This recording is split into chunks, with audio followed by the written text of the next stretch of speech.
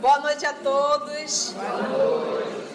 Hoje, 22 de maio de 2018, nós estamos reunidos para estudarmos a obra No Mundo Maior. Hoje é o nosso estudo de número 42. Vamos acompanhar a nossa querida irmã Maria Luísa, que vai dar continuidade, vai nos falar um pouquinho do que foi o nosso último estudo a semana passada.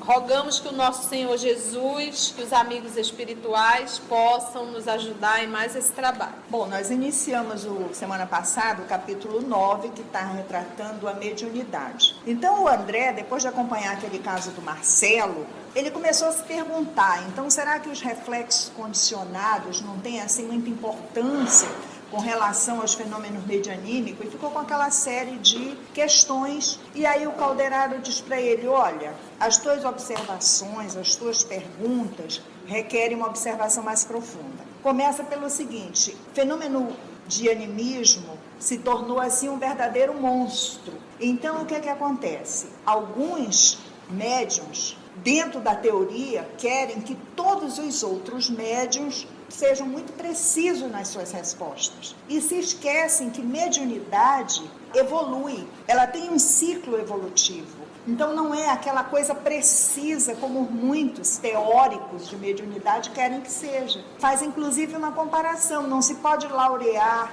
um estudante de direito sem ele ter passado por um curso completo, por uma formação.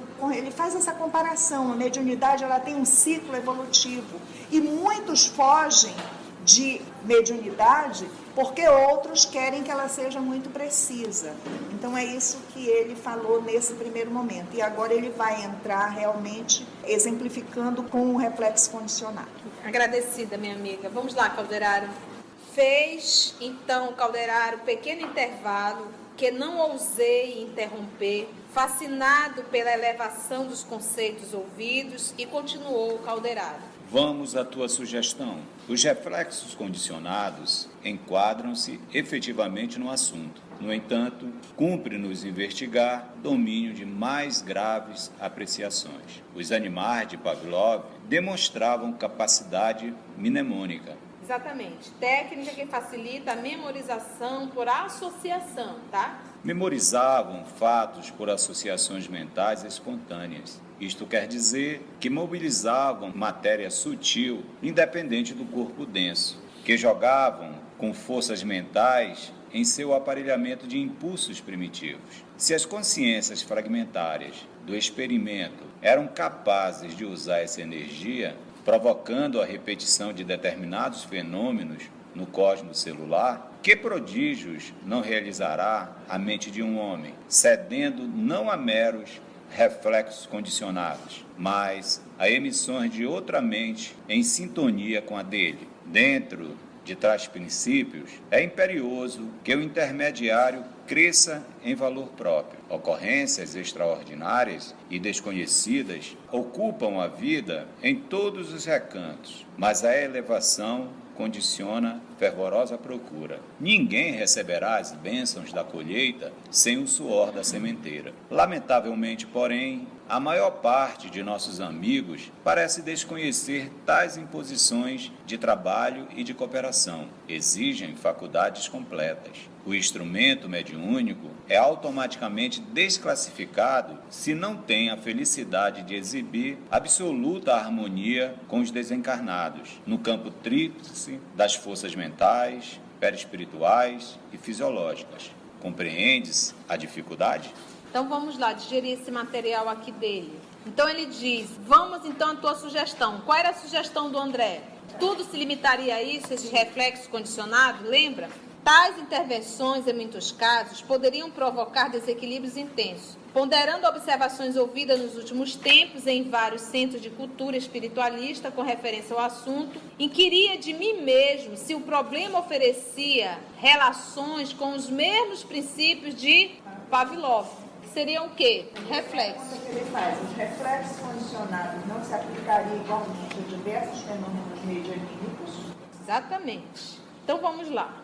Vamos então à tua sugestão. Os reflexos condicionados enquadram-se efetivamente no assunto, ou seja, está dentro. No entanto, cumpre-nos investigar domínio de mais graves apreciações. Vamos aprofundar mais isso. Os animais de Pavlov demonstravam capacidade de memória, memorizavam através de repetição, colocava o animal, repete, ele aprendia aquilo dali, ele memorizava aquilo dali sem ter consciência do que estava fazendo. Memorizavam fatos por associações mentais espontâneas. Isto quer dizer que mobilizavam uma matéria sutil, independente do corpo denso, que jogavam com forças mentais em seu aparelhamento de impulsos primitivos. Então, quando nós estávamos estudando a máquina cerebral, que é dividida em 3 partes do cérebro, lembra? O primeiro cérebro, lembra que está todo o nosso passado, de todas as nossas experiências,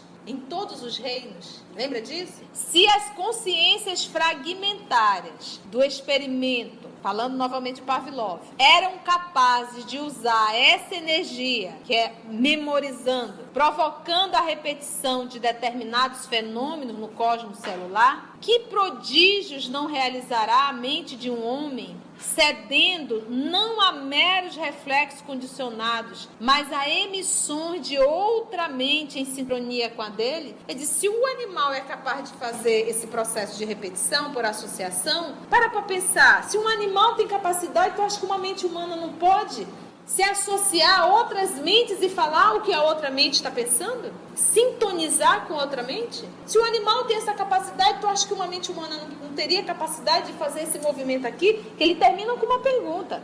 É como se ele dissesse assim, por exemplo, se nós pegarmos o nosso irmão Saulo de Tarso, lendo o livro da obra Paulo Estevão, ele, quando ele manda matar Estevão, no momento no Sinédrio, quando Estevão está sendo apedrejado, quem está presente no mundo espiritual? Jesus.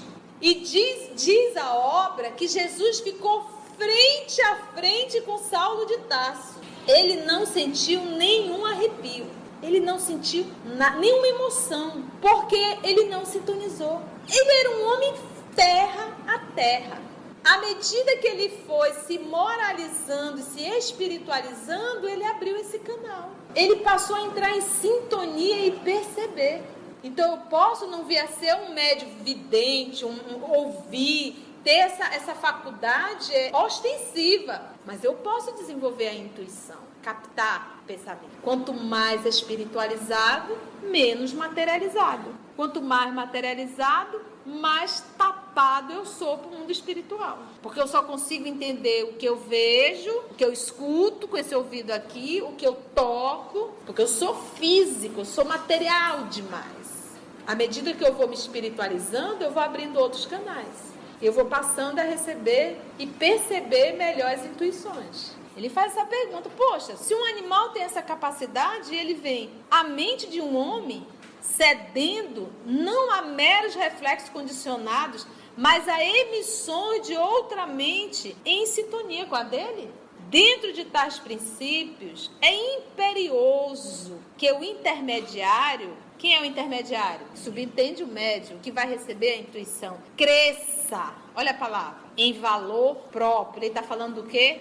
Moral. Então vamos pegar o nosso irmão Saulo, uma pedra, tapado, não era sensível a nada de ordem espiritual. Quando ele foi se espiritualizando, nós vamos ver ele na condição de Paulo de Tarso, a quantidade de fenômenos, o sonho, quando ele sonhou com Abigail, que na verdade não foi um sonho, ele dormiu no meio do mato, no meio do nada, só. E ele se viu fora do corpo, conversando com Abigail, que é quando ela dá aquela orientação, ama, trabalha, espera, perdoa. As intuições através... Porque o que acontece? As cartas começaram porque foi um momento que Paulo começou a se desesperar, porque a gente tem um momento que a gente acha que não vai dar conta, com tanto trabalho. E Paulo estava nesse momento, eu não vou dar conta. conta. Porque todo mundo solicitava a presença de Paulo e ele não tinha como estar em todos os cantos. Todas as igrejas domésticas estavam passando por dificuldades e pediam a presença dele. O que Paulo fez? Chorou. Ele chorou, ele se sentiu incapaz e disse: eu não estou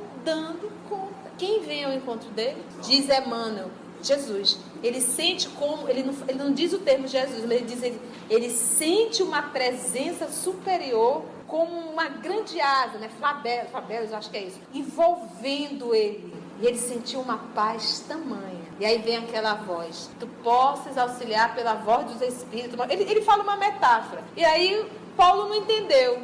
Aí ele diz: escreva cartas. E Estevão estará contigo, trocando em miúdos, 24 horas a partir de agora. Então, o que a gente entende aí? Jesus passava o pensamento para Estevão e Estevão ditava os pensamentos de Jesus para Paulo. E Paulo, então, as cartas começaram por intuição do Cristo. São pensamentos de Jesus. E Paulo nunca escreveu sozinho. Só teve uma carta que ele escreveu sozinho. Foi quando ele estava em Roma, que é a carta aos Hebreus. Ele estava preso. Ele manda aos seus irmãos de raça. As demais todas ele não escreveu de próprio punho, ele ditava. Por quê? Porque ele disse: se ele viesse a falhar na intuição, o outro companheiro poderia ajudar. Olha só a consciência e a humildade desse homem. Porque às vezes você não está bem, porque não sei se você já lê toda uma carta de Paulo. É uma página?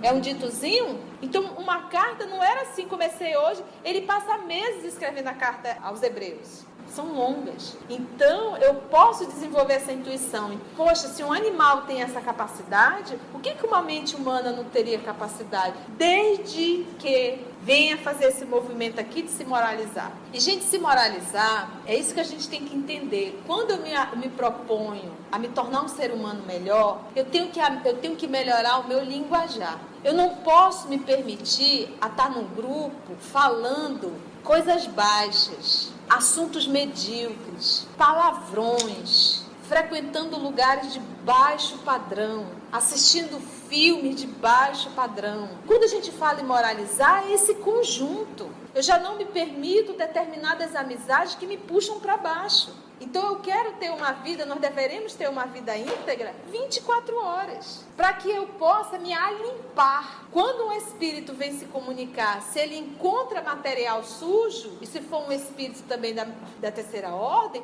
ele vai utilizar o material sujo que está dentro de mim, no meu vocabulário. E eu não tenho como controlar, porque faz parte de mim. Aquilo sai que eu nem percebo, que aquilo é algo natural. Então, nesse movimento, é a primeira orientação que ele dá. Vamos nos... Qual é o termo que ele usa? Cresça em valor próprio. Cresça em valor próprio. Moralizar. Não quero pagar o preço, então não te mete. É simples. A lei da evolução, ela não é uma imposição divina. Nós estamos aqui, estamos estudando e a gente está explicando o que está lendo. Mas todos nós temos o nosso livre-arbítrio. Poderemos fazer o que quiser e sofrer as consequências das nossas atitudes. Mas eu acho que o melhor é não ser hipócrita. Eu acho que é muito ruim quando você fica dançando dos dois lados. Escolhe qual lado que você quer dançar e faça seu show. Mas não dá para servir a dois senhores. Então eu tenho que me esforçar no meu dia a dia. Eu tenho que me tornar um ser humano. Quem é o exemplo? É Jesus. Tu imagina Jesus falando o que a gente fala? Assistindo um filme que a gente assiste? Conversando o que a gente conversa? Imagina Jesus na roda. Senta aqui, Jesus, vamos fofocar. Porque às vezes tem aquele comentário que é natural, mas a fofoca é aquele veneno que sai, que você vai se deliciando com aquilo, sabe? Você sente prazer em queimar o outro, sabe? Em espalhar. Então, não cabe. Então, nós temos que ter essa conduta 24 horas. Seja em casa, seja no trabalho. Como é que você fala com seu filho? Como é que você fala com a sua filha? Como é que você fala com o seu esposo? Como é que você fala com a sua esposa? Então esse é o movimento que nós temos que parar para pensar. Isso é crescer. E sair do efeito, eu nasci assim, eu sou mesmo assim, é tudo assim. Nós vamos estar perdendo tempo. Então é respeitar o meu semelhante da mesma forma que eu gostaria de ser respeitado. E só lembrando, o meu esposo é meu semelhante, a minha esposa também é meu semelhante. E meus filhos também são meus semelhantes. Então eu tenho que tratar todos com respeito. Ocorrências extraordinárias e desconhecidas ocupam a vida em todos os recantos. Mas a elevação condiciona fervorosa procura. Olha, ocorrências extraordinárias e desconhecidas ocupam a vida em todos os recantos. Fenômeno ocorre em tudo quanto é canto. Mas a elevação condiciona uma fervorosa procura. E é até interessante porque o que acontece? Olha, se eu faço mal, se eu vivo mal, eu vou atrair o mal. Se eu faço esse momento de elevação, olha aqui como ele finaliza. Condiciona, lembra do condicionamento do animal? Então, quando você te eleva, você se condiciona a uma fervorosa procura. Você atrai o bem, você se esforça para o bem, você se aperfeiçoa. Isso passa a ser uma procura constante, uma procura fervorosa. E é isso, quando Jesus olhava para os sacerdotes, que eles sabiam, ensinavam, pregavam, se vestiam com a túnica, mas não viviam. E ele chamava de hipócritas. Sepulcros, caiados por fora, cheio de podridão por dentro. Então é esse movimento que nós temos que fazer, que eu possa ser espírita em todos os lugares. Ninguém receberá as bênçãos da colheita sem o suor da sementeira. Como é que eu quero ter uma grande mediunidade se eu não transpirei para isso? Se eu não trabalhei para isso? Você quer uma grande colheita se você não plantou, não transpirou? Lamentavelmente, porém, a maior parte de nossos amigos, falando do movimento até, parece desconhecer tais imposições de trabalho e de cooperação, porque quer o fruto sem saber que teria que ter plantado. Então eu quero ser médium, eu quero ser vidente, eu quero psicografar um livro. E aí vem a pergunta, você já trabalhou para isso? Você já pagou o preço? Parece desconhecer tais imposições de trabalho e de cooperação. Exigem faculdades completas. Exigem, né? O instrumento mediúnico é automaticamente desclassificado se não tem a felicidade de exibir absoluta harmonia com os desencarnados, no campo tríplice de forças mentais, perispirituais e fisiológicas. Compreendes a dificuldade? Então, o que acontece? Olha, vamos para o exercício mediúnico. Deu, não deu, acabou. Não, calma, não é assim. O que nosso professor Allan Kardec dizia? Temos que experimentar. E ele identificou que existem médiuns capacitados para fazer a evocação, porque é um médium de particularidade. E existe aquele outro médium que ele não é de particularidade, mas é médium. É uma particularidade. Então, quando nós vamos estudar psicofonia, médium psicofônico, tem vários características de médium psicofônico. Não é uma linha reta, é psicofônico, mas são várias particularidades. O que o dirigente tem que fazer na condição de alguém orientado e moralizado é conduzir essa criatura e verificar realmente se a criatura tem realmente capacidade, deve permanecer, ou se realmente aquilo não vai dar em nada. Imagina você às vezes está fazendo um trabalho mediúnico, exercício, e a pessoa está lá uma semana, ficou nisso. 3 meses, entrou em transe, O que o Kardec vai caracterizar? Médium improdutivo. Ele dá o termo. Não sai do do rabiscado, fica rabiscando, só rabisca. Ele chama, esse é um médium improdutivo. Não adianta continuar. Então, mas para isso levou um tempo, você foi conduzindo e verificando a capacidade dessa criatura ou não. Então, só sabemos exercitando. E não devemos, em 1 ou 2 comunicações, rotular qualquer irmão. Estimular e prestar atenção nas comunicações que vêm através desse coração. Sim, começava a entender. As elucidações, todavia, eram demasiado fascinantes para que me arriscasse qualquer apontamento. Guardei, por isso, a continuação das definições na postura de humilde aprendiz. Não fez absolutamente nenhuma pergunta. Vamos ver então. O assistente percebeu minha íntima atitude e continuou.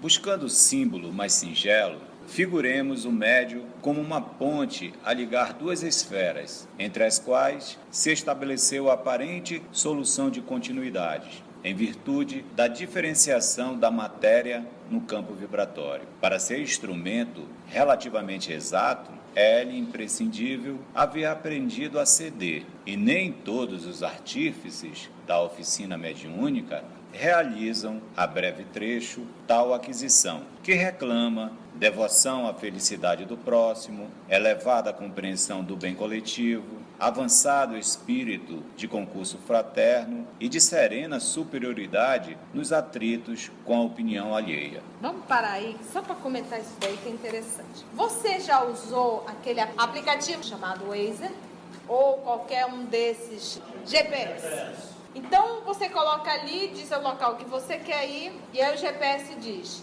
a 30 metros vire à direita. Mas você sabe o caminho. Aí você diz que o GPS está errado. Eu não vou por aí não, eu vou por ali.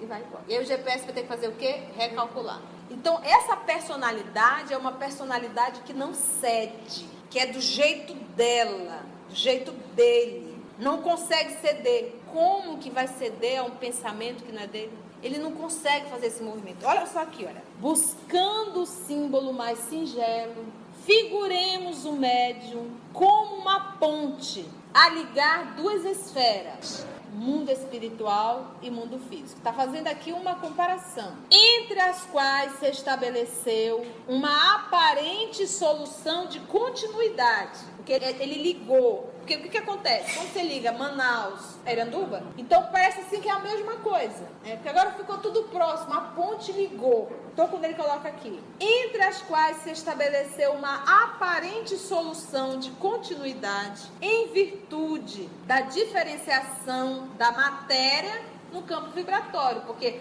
a vibração no corpo, no mundo espiritual é uma e no corpo físico é outra. Para ser instrumento relativamente exato, é-lhe imprescindível haver aprendido a ceder. Deixar de comandar o teu pensamento, as tuas ideias e ceder para alguém que não é tu. Ceder. E olha o que ele diz aqui. E nem todos os artífices, né, são os trabalhadores da oficina mediúnica, realizam a breve trecho tal aquisição. Então, quando nós vamos fazer um grupo de estudo do Livro dos Médiuns, em determinado momento vamos à prática mediúnica. Nesse exercício mediúnico, você está acreditando que as pessoas que estão começando o trabalho mediúnico vai ceder 99,99% do pensamento é dela ainda. Porque ela está aprendendo a perceber um pensamento que não é dela, a ceder. Ela comanda, é aquela história, o GPS manda para um canto, ela diz, não, mas eu sei é por aqui, não é por ali não. Olha aqui. E nem todos os trabalhadores da oficina mediúnica realizam a breve trecho tal aquisição de ceder que reclama do trabalhador devoção à felicidade do próximo. Devoção.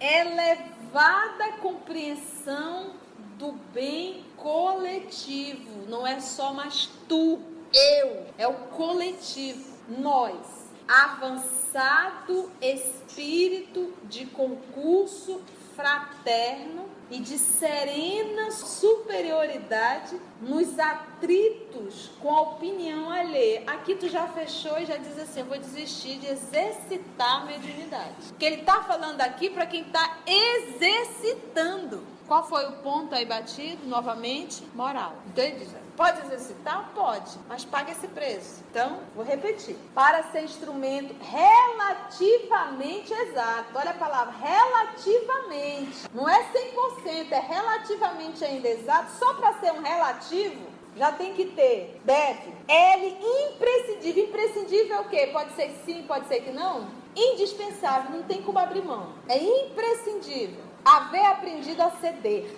Por exemplo, vamos aqui colocar um grupo. A gente começa a discutir um assunto. E a palavra é, não discute, disputa. Cada um disputa a sua ideia. Por isso que o nosso professor Allan Kardec vai colocar lá na Revista Espírita, a primeira revista. Porque ele diz que aquilo ali seria um lugar para discussão. Mas ele diz, discutiremos, mas não disputaremos. Então, quando você discute, você deve ceder. Quando você está disputando, você não cede nunca. É a tua ideia que tem que prevalecer. Isso é o que? Disputa. Então, diz, é imprescindível aprender a ceder, inclusive ao pensamento. E nem todos os trabalhadores da oficina mediúnica realizam a breve trecho tal aquisição. Qual aquisição? De CD. Que reclama devoção à felicidade do próximo, elevada compreensão do bem coletivo, avançado espírito de concurso fraterno e de serena superioridade nos atritos com a opinião alheia. Então isso aqui só para nós sermos um médium relativo, exercitando.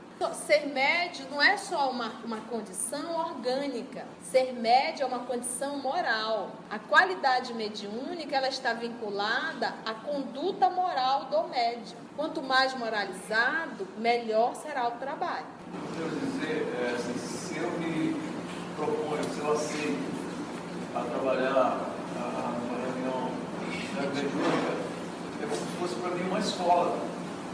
Eu experimento aquelas condições da escola de aprendizado. Exatamente. E essa é a função realmente. O trabalho mediúnico é para eu aprender com a dor alheia e me sensibilizar com isso. Agora a gente para pensar. Nós estamos falando particularmente aqui no médium, reunião mediúnica. Mas todo o trabalho que eu me arvoro a fazer no bem, para que eu possa estar sendo amparada por bons espíritos, eu tenho que estar o quê? No esforço cotidiano para me moralizar. Uma vez eu não fazendo esse esforço, sendo uma pessoa hipócrita, eu passo a ser assessorada por espíritos da terceira ordem, pseudo-sábios, e vou fazendo um estrago dentro do trabalho cristão. Então é todo o trabalho que eu faço. Trabalho profissional, se a minha conduta no trabalho profissional não for também honrada, eu também passo a ter inspiração de espíritos trevosos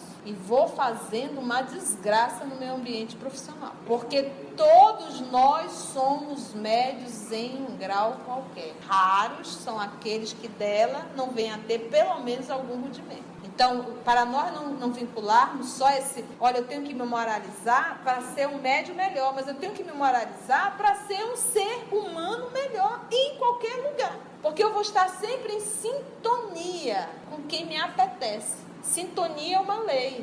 Você não consegue se sentir bem com alguém que não bate com a tua forma moralizada de estar se esforçando. Seu grupo é outro. No mundo espiritual, você também tem grupos que batem, que vinculam. Para conseguir edificação dessa natureza, faz-se mister o refúgio frequente, a moradia dos princípios superiores. Olha, gente, que lindo isso. Pelo amor de Deus, é para acabar. Olha, eu vou repetir. Para conseguir uma edificação. O que é uma edificação? Pensa num prédio. Deu trabalho?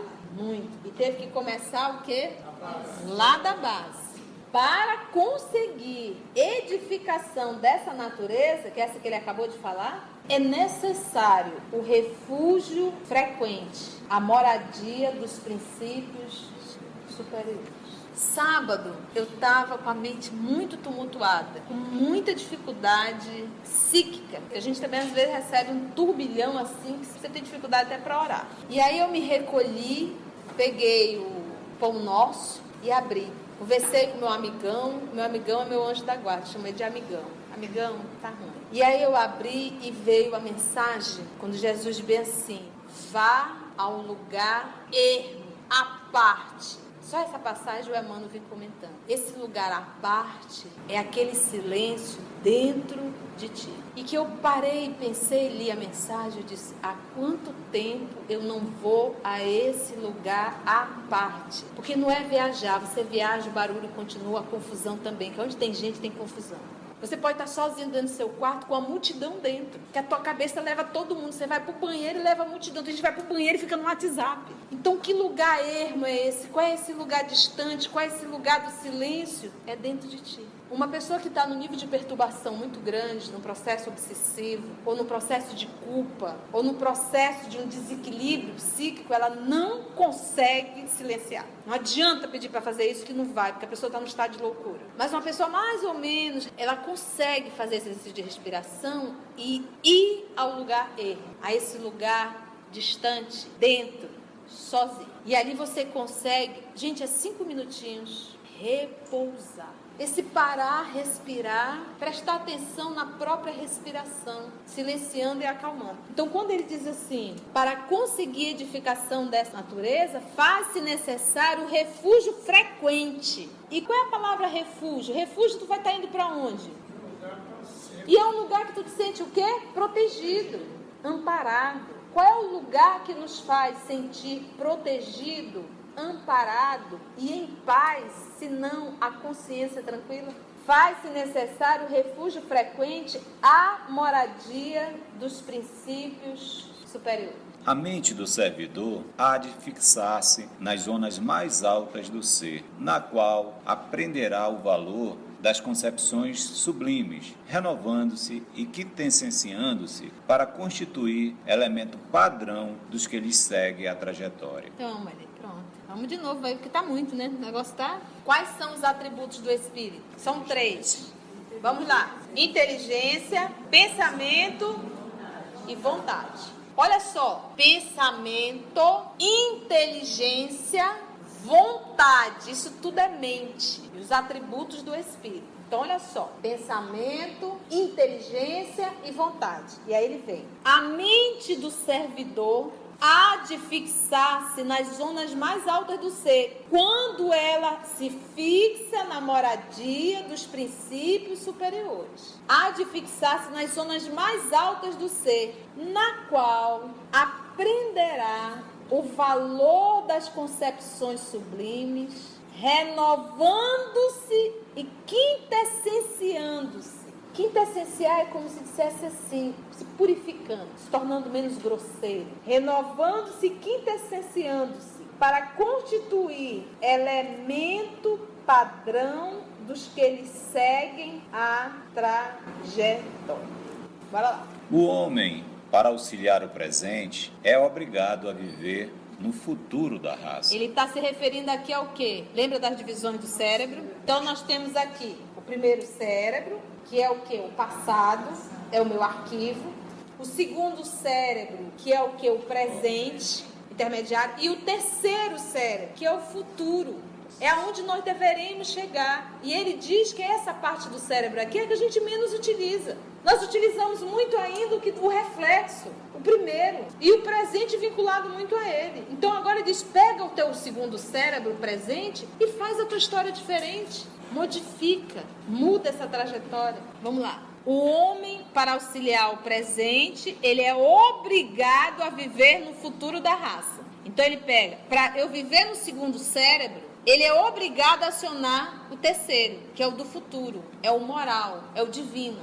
A vanguarda impõe-lhe a soledade e a incompreensão, por vezes dolorosas. Todavia, essa condição representa artigo da lei que nos estatui adquirir para podermos dar. Olha só. Então quem é a vanguarda? É o povo que está ali na frente. São os que estão abrindo caminho. Impõe-lhe solidão e a incompreensão. Então quem vem abrindo o caminho, vamos pegar o Francisco de Assis, Chico Xavier, Irmã Dulce, Madre Teresa, Mahatma Gandhi e tantos outros irmãos anônimos que são dessa vanguarda, que vivem, como ele diz aqui, na moradia dos princípios superiores, são solitários. Paulo passou por isso, sozinhos e incompreendidos. A vanguarda impõe a soledade, a solidão e a incompreensão e por vezes o que? Dolorosa. Nosso Senhor Jesus mataram.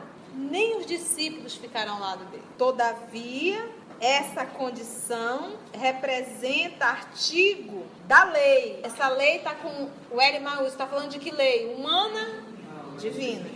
Que nos estatue adquirir para podermos dar. Então, como tu queres dar numa reunião mediúnica assistência, se tu ainda não conseguiu adquirir isso? Como é que tu queres falar de moral se você ainda não se esforça para se moralizar? Ninguém pode ensinar caminhos que não haja percorrido. Nasce daí, tratando-se da mediunidade edificante, a necessidade de fixação das energias instrumentais no santuário mais alto da personalidade. Fenômenos não lhes importa a natureza. É forçoso reconhecer que assediam a criatura em toda parte. A ciência legítima é a conquista gradual das forças e operações da natureza, que se mantinham ocultas na nossa acanhada apreensão. E como somos filhos do Deus revelador, infinito em grandeza, é de esperar tenhamos sempre à frente ilimitados campos de observação, cujas portas se abrirão ao nosso desejo de conhecimento, a maneira que gradeçam nossos títulos meritórios. Então vamos comentar só isso daí para finalizarmos. Quando você lê um livro desse, quando a gente estuda o livro dos médios, a gente percebe que o preço é muito alto. Vocês conseguem perceber por que ninguém quer estudar? É muito mais fácil eu entrar pela porta larga, fazer de conta que eu sou médico, que eu estou ali dirigindo, que eu estou ali fazendo aquele trabalhinho medíocre e vou para casa sem saber nada. A ignorância é ótimo. Só que eu estou me iludindo, porque eu não estou fazendo trabalho cristão. Eu estou perdendo tempo. Só isso. E eu posso passar 30 anos fazendo isso. Sabe por quê? Porque eu não incomodo ninguém. Na verdade, eu sou uma aliada, inclusive, do mal. Porque eu não estou fazendo bem. Então, não incomoda ninguém. Não se joga pedra que não dá fruto. Jogar pedra porque não dá fruto nenhum, deixa. Não incomoda, na verdade acomoda. Então, para quem verdadeiramente quer fazer um trabalho íntegro, sério, tem que percorrer esse caminho aqui. Tem que estudar, tem que conhecer isso aqui que dói. Já que a gente vai ficando miudinho, de assim, não, você disse tudo, é preciso. Então, quando a gente tivesse 3.000 reuniões mediúnicas, 3.000 médios, tem alguma coisa errada. Ninguém pode ensinar caminhos que não haja percorrido. Nasce daí, tratando-se da mediunidade edificante, a necessidade de fixação das energias instrumentais no santuário mais alto da personalidade. É o quê? Terceiro cérebro. Fenômenos, não lhes importa a natureza. Não importa. Do médium. Tem, exatamente. A gente não estudou pensamento e vida, isso fica bem. Fenômenos não lhes importa a natureza. É forçoso reconhecer que assediam a criatura em toda parte. Fenômeno tem tudo quanto é canto. A ciência legítima é a conquista gradual das forças e operações da natureza. Conquista gradual, que se mantinham ocultas à nossa acanhada imaginação. E como somos filhos do Deus revelador, infinito em grandeza, é de esperar tenhamos sempre à frente ilimitados campos de observação, cujas portas se abrirão ao nosso desejo de conhecimento, a maneira que gradeçam nossos títulos meritórios. Não te prende ao fenômeno, porque tem N revelações ainda que você nem imagina pela frente. Mas seja digno disso, mereça isso. Vamos parar aí, gente? Vamos orar, meus irmãos? Foi bom o nosso estudo? Foi? Deu para aprender alguma coisinha? Deu? Vamos orar, meus irmãos? Que possamos, nesse momento, ainda nesse silêncio, recebermos o passe que os nossos amigos espirituais estão realizando sobre cada um de nós. Faça nesse momento a sua oração individual. Agradecidos te somos, Senhor Jesus. Agradecidos somos, amigos espirituais, por toda a assistência recebida essa noite, pelo banquete das lições que nos foram dadas, pelas advertências de ordem moral, nos solicitando constantemente o esforço diário para nos tornarmos seres humanos moralizados. Muito obrigada, amor de nossa vida, e muito obrigada a todos vocês, amigos espirituais.